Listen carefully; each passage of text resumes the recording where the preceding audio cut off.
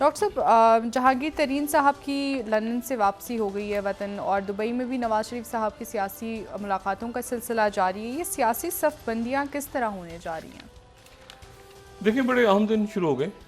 अब आज से खबरें आनी शुरू हो गई, सियासी खबरें, और अगले चंद दिनों में इनमें मज़ीद तेज़ी आ जाएगी कि सबबंदी किस तरह होने जा रही है।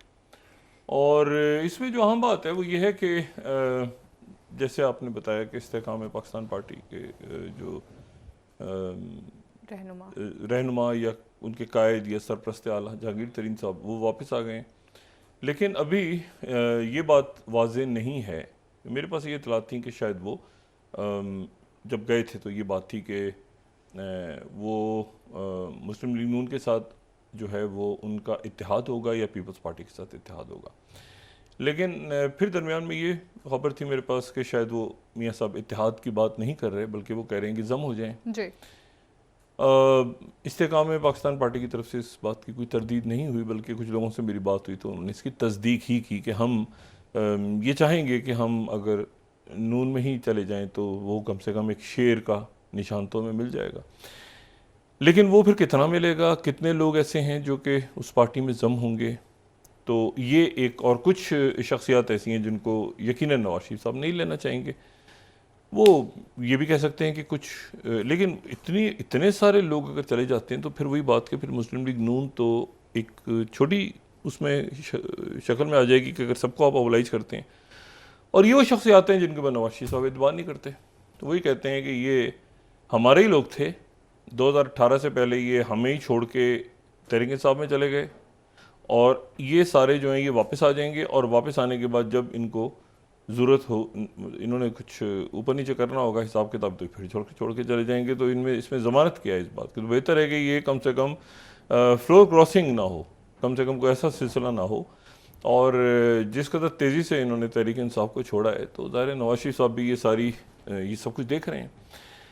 दूसरी तरफ ये भी हमने देखना है कि जो जनूबी पंजाब पीपल्स पार्टी के सदर मखदूम अहमद महमूद साहब, जिनको जरदारी साहब ने भेजा था, और जरदारी साहब ने उनको उस वक्त भेजा था जब जरदारी साहब पंजाब में फ़ाल हुए थे, तो उन्होंने मखदूम अहमद महमूद साहब को भेजा था कि आप जाके जहांगीर तरीन साहब से बात करें लंदन में। तो ये भी देखना है कि मखदूम अहमद महमूद साहब जो हैं वो वापस आते हैं तो वो क्या तहरीक ये जो इस्तेहकाम में पाकिस्तान पार्टी है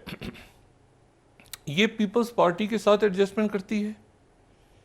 और या इसमें से कितने लोग करते हैं, या ये इत्तेहाद बनाते हैं, ये भी जम हो जाते हैं।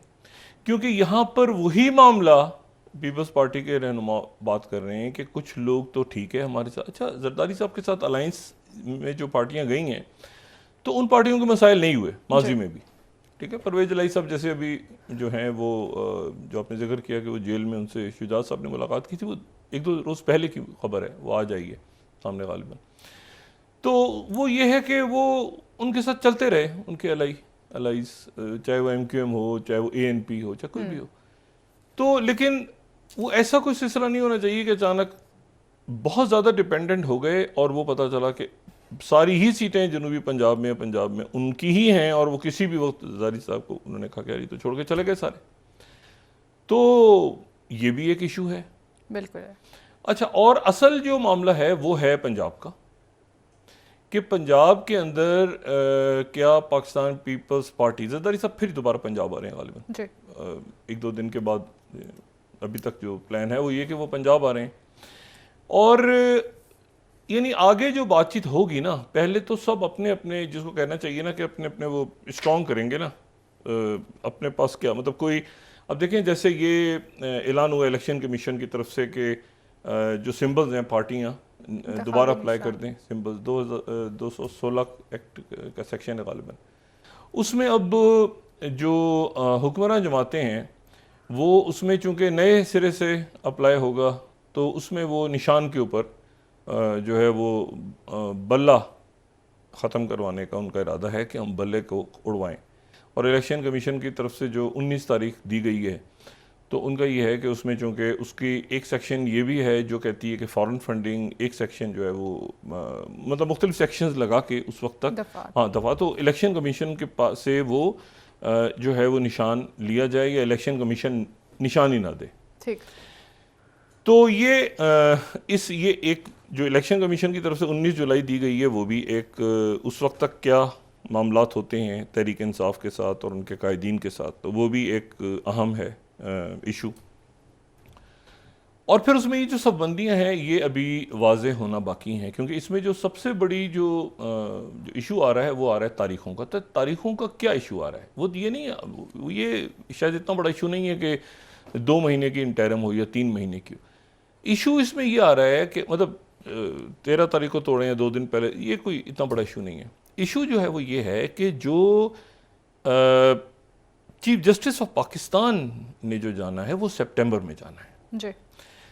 अच्छा, अब उन्होंने अगर सितंबर में जाना है तो उन्होंने फैसले बहुत सारे ऐसे हैं जो महफूज किए हुए हैं, फैसले उन्होंने जो भी सुनाने हैं। मिसाल के तौर पे ये 14 मई के इलेक्शंस, 4 अप्रैल को जो इलेक्शन कमीशन है वो फैसला महफूज है।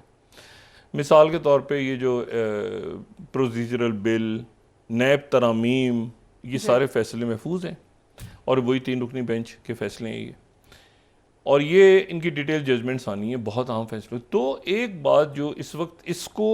कोई भी और मतलब एक बात हम तो नहीं कहते, लेकिन बहरहाल एक बात जो ख़ुद मुस्लिम लीग नून या PDM के या बाकी जो आम बात की जाती है, हमारे लिए तो ये बात बड़ी अजीब सी है, लेकिन बहरहाल ये है कि सुप्रीम कोर्ट के अंदर एक डिवीज़न कहा जाता है कि जज साहिबान के अंदर, और उसमें जो डिवीज़न है, लेकिन जो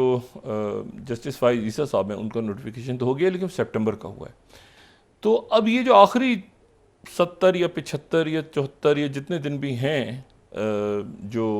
जस्टिस उमर अता मंदियाल साहब के हैं, तो इनमें वो क्या करते हैं, ये एक इशू है। और इसमें वो कौन से केसेस को उठाते हैं, कौन से केसेस के ऊपर क्या फ़ैसला आता है, कुछ का फ़ैसला तो महफूज है, तो उसके ऊपर जो है ना कोई किसी किस्म की कोई या ना कोई गारंटी है, और वो एक अननोन सा फैक्टर है, क्योंकि उन्होंने तो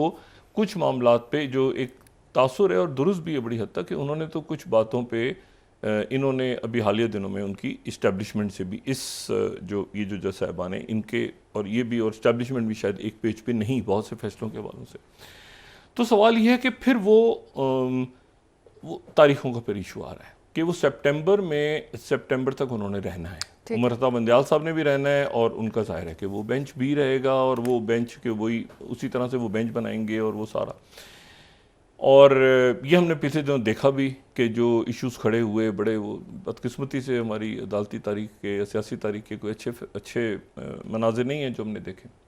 तो ये एक मामला जिसके ऊपर कानूनी मुशावरत नवाज शरीफ साहब की जारी है कि इसको किस तरह से देखा जाए। मतलब है कि या इंतज़ार किया जाए कि ये अदालत तब्दील हो जाए। अच्छा, अगर अदालत यानी चीफ जस्टिस साहब अगर तब्दील होते हैं तो फिर तो आगे मामला है ना, फिर तो यानी उसका एक लीगल प्रोसेस तो है जिसके ऊपर उनकी कानूनी टीम को मशवरा दे रही हो, यकीनन अच्छा मशवरा दे रही होगी, लेकिन उस पर जो बाकी जमातें हैं वो कोई यानी कोई गारंटी देने की पोजीशन में नहीं है। ठीक। अच्छा, मौलाना साहब के रुफ़का से मैंने बात की तो वो अभी तक वो कहते हैं कि हम तो इस मुशावरत में हैं ही नहीं। ये बड़े कमाल की बात है। मेरी मौलाना साहब से नहीं बात हुई, लेकिन JUIF के जो जमीयत उलमाए इस्लाम फजलुर रहमान ग्रुप की जो सीनियर शख्सियात हैं, एक दो उनसे मेरी बात हुई तो उन्होंने कहा जी मौलाना साहब तो इसमें अभी नहीं हैं, और वो ईद के बाद वो फिर बात करेंगे, वो इस मुशावरत का हिस्सा है ही नहीं। वहाँ से ये पता चलता है कि PDM जो है यकीनन ये हुक्मरान इत्तेहाद अपनी एक नई शक्ल लेगा। अच्छा, बात वहीं की वहीं आ गई कि क्या तहरीक इंसाफ हिस्सा लेगी या तहरीक इंसाफ हिस्सा ही नहीं लेगी बतौर जमात, क्या बल्ले का निशान होगा या जमात ही कलदम हो जाएगी, क्योंकि वो एक कानून के तहत मामला चलेंगे ना, वो कितनी कब तक चलेंगे, क्या होगा, क्या फैसला आएगा, कब आएगा, तो उसके ऊपर आप रुक के अगर पूरी पॉलिसीज उसी को रख के बनाएंगे तो वो तो फिर फंस जाएंगे सारे। तो अब ये डिस्कशन हो रहा है कि जी उसको एक तरफ करके कि जी तहरीक इंसाफ, अच्छा उसको अगर एक तरफ करते हैं तो भी पॉलिसी नहीं बन पाती कि भाई सवाल ये है ना कि वो मतलब है कि अगर पता चला बल्ला उस वक्त हुआ इंतखाबात हो गए तो फिर क्या, कैसे, क्योंकि वो तो लॉ अपना प्रोसेस लेगा ना पूरा कि किसको क्या सज़ा होनी है, किसको क्या मतलब है कि पार्टी कलदम होगी या पार्टी रहेगी या क्या होगा, क्या माजी में ऐसा होता रहा है निशानों के हवाले से ना, मतलब है कि पीपल्स पार्टी का भी अब देखें तीर का निशान बाद में मिला था, शुरू में तो उनका तलवार था। तो यहाँ पर एक आध और ग्रुप जो है वो भी बल्ले के लिए अप्लाई करने जा रहा है। तो वो मतलब है कि वो एक आप समझें कि एक गड़बड़ घोटाला तो है ना इस वक्त हाँ। तहरीक इंसाफ की तरफ, लेकिन इशू ये है कि उसके नतीजे देखें, ये अब ये होंगी बातचीत, अब बातचीत बढ़ेगी, सारे इख्तलाफ होता है, फिर इत्तेफाक होगा, फिर इख्तलाफ होगा, फिर जब बैठेंगे, फिर मतलब ये चीज़ों इलेक्शंस की तरफ बढ़ेंगे, प्रोसेस किसी चलता ने रहेगा, सब बंदी, लेकिन अभी क्लियर नहीं है।